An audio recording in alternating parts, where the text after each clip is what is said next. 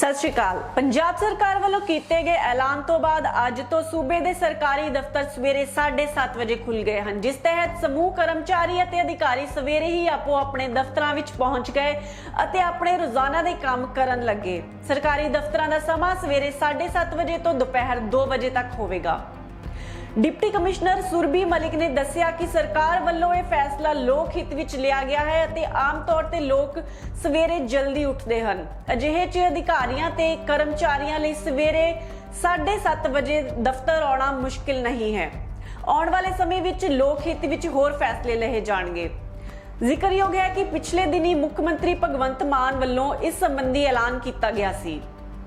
Hot news India TV दे लई अमन तगड़ दी report.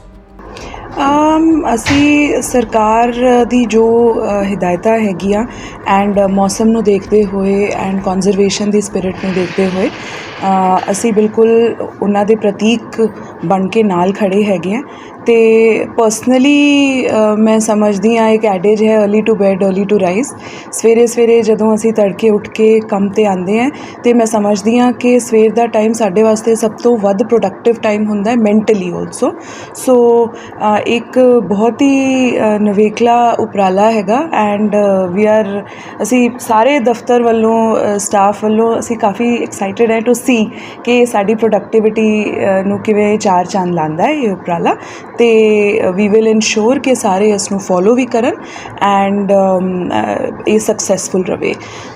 Madam अक्सर लोग जोड़े काम कराने आते हैं सरकारी ऑफिस से उन्होंने एक शिकायत रहती कि जोड़े ऑफिसर ने या जोड़े भी संबंधित महकमे नाल संबंधित ने लोग वो सीट पर नहीं मिलते या अपनी सीट पर अवेलेबल नहीं होंगे, टाइम पर पहुँचते नहीं है। ये अक्सर पुराने समय के शिकायत रही सी तो हुण टाइम भी बदल गया। की लगता है कि आम लोगों को जोड़ा वा ये शिकायत हुण दूर होंदी हुई नज़र आएगी? मैं ना ये कहना चाहती हाँ जी कि इदा मतलब लार्जली हर ऑफिसर ਨੂੰ हर ਕਰਮਚਾਰੀ ਨੂੰ ਤੇ ਅਧਿਕਾਰੀ ਨੂੰ ਵੱਖ-ਵੱਖ ਰਿਸਪੌਂਸਿਬਿਲਿਟੀਜ਼ ਤੇ ਕੰਮ ਹੁੰਦੇ ਹੈਗੇ ਹੈ। ਸਾਡੇ ਕੰਮ ਦੇ ਵਿੱਚ ਫੀਲਡ ਵਿਜ਼ਿਟਸ ਵੀ ਹੁੰਦੀਆਂ ਹੈਗੀਆਂ, ਸਾਨੂੰ ਚੈਕਿੰਗਸ ਕਰਨੀਆਂ ਹੁੰਦੀਆਂ, ਇਨਸਪੈਕਸ਼ਨਸ ਕਰਨੇ ਹੁੰਦੇ ਹੈ, ਮੀਟਿੰਗਸ ਹੁੰਦੀਆਂ ਹੈਗੀਆਂ, ਵਿਜ਼ਿਟਸ ਆਫ ਡਿਗਨਿਟਰੀਜ਼ ਹੁੰਦੀਆਂ ਹੈਗੀਆਂ। ਸੋ ਸਾਨੂੰ ਇਹ ਸਾਰੀ ਚੀਜ਼ ਨੂੰ ਆਫਿਸ ਦੇ ਵਿੱਚ ਅਵੇਲੇਬਿਲਿਟੀ ਰੱਖਣ ਦੇ ਨਾਲ ਨਾਲ ਇੱਕ ਡੈਲੀਕੇਟ ਬੈਲੈਂਸ ਬਣਾ ਕੇ ਰੱਖਣਾ ਪੈਂਦਾ ਹੈ।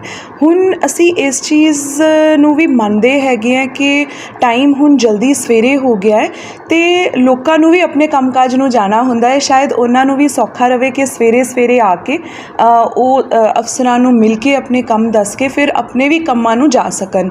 ਸੋ ਆਈ ਥਿੰਕ ਹੁਣ ਵੀ ਅਤੇ ਪਹਿਲਾਂ ਵੀ ਸਾਨੂੰ ਇਹ ਡੈਲੀਕੇਟ ਬੈਲੈਂਸ ਬਣਾਉਣਾ ਬਹੁਤ ਜ਼ਰੂਰੀ ਹੈ ਕਿ ਕਿਸ ਟਾਈਮ ਅਸੀਂ ਆਫਿਸ ਦੇ ਵਿੱਚ ਅਵੇਲੇਬਲ ਹੋਵਾਂਗੇ ਅਤੇ ਕਿਸ ਟਾਈਮ ਅਸੀਂ ਮੀਟਿੰਗਸ, ਇਨਸਪੈਕਸ਼ਨਸ ਐਟਸੈਟਰਾ 'ਤੇ ਜਾਵਾਂਗੇ। ਸੀਐਮ ਸਾਹਿਬ ਵੱਲੋਂ ਕਿਹਾ ਗਿਆ ਸੀ ਕਿ ਅਸੀਂ ਮੁਲਾਜ਼ਮਾਂ ਤੋਂ ਪੁੱਛ ਕੇ ਸਮਾਂ ਜਿਹੜਾ ਤੈਅ ਕੀਤਾ ਗਿਆ ਵਾ। ਮਹਿਲਾ ਮੁਲਾਜ਼ਮ ਜਿਹੜੇ ਨੇ ਲੱਗਦਾ ਕਿ ਉਹਨਾਂ ਵਾਸਤੇ ਸਮਾਂ ਠੀਕ ਆ ਕਿਉਂਕਿ ਉਹਨਾਂ ਨੂੰ ਬੱਚੇ ਵੀ ਭੇਜਦੇ ਜਿਹੜੇ। ਮੈਨੂੰ ਐਜ਼ ਅ ਲੇਡੀ ਹੋਣ ਕਰਕੇ ਲੱਗਦਾ ਹੈ ਕਿ ਸਾਡੇ ਦੇਸ਼ ਦੇ ਵਿੱਚ ਮਹਿਲਾਵਾਂ ਜੈਂਟਸ ਤੋਂ ਮਚ ਜਲਦੀ ਉੱਠਦੀਆਂ ਨੇ, ਸਾਰਿਆਂ ਨੂੰ ਤਿਆਰ ਕਰਦੀਆਂ ਨੇ ਅਤੇ ਖਾਣਾ ਬਣਾਉਂਦੀਆਂ ਨੇ ਐਂਡ ਆਪਣੇ ਕੰਮਕਾਜ ਕਰਦੀਆਂ ਨੇ। So I think women are very happy that the men in their family also have to get up early and go to work.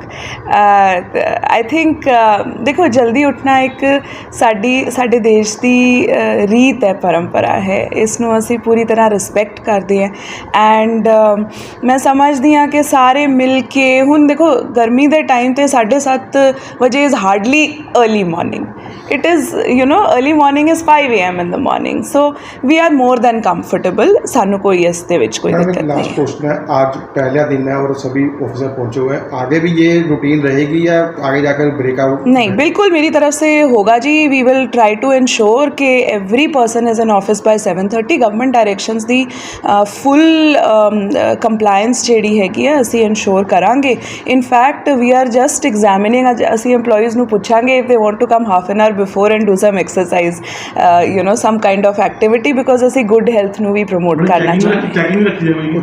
Definitely actually basic पूरा जो प्रोसेस हुआ है बिजली बचाने को लेकर हुआ है, तो आपकी तरफ से जो ऑफिशियल्स हैं वो क्या गाइडलाइन जारी की गई कि बिजली कैसे बचाएंगे? क्योंकि मैं देख रहा हूँ आधे घंटे पहले सब लाइट्स फैन सब ओपन हो चुके हैं। नहीं, जब दफ्तर में आएंगे तो लाइट फैंस तो ऑन होंगे ना जी। द आइडिया इज़ कि पीक लोड जो होता है वो दोपहर को गर्मी के टाइम पे होता है। द आइडिया इज़ कि वो पीक लोड टाइम जो है जब ज़्यादा गर्मी पड़ती है वो बचा लिया जाए, so that we will ensure.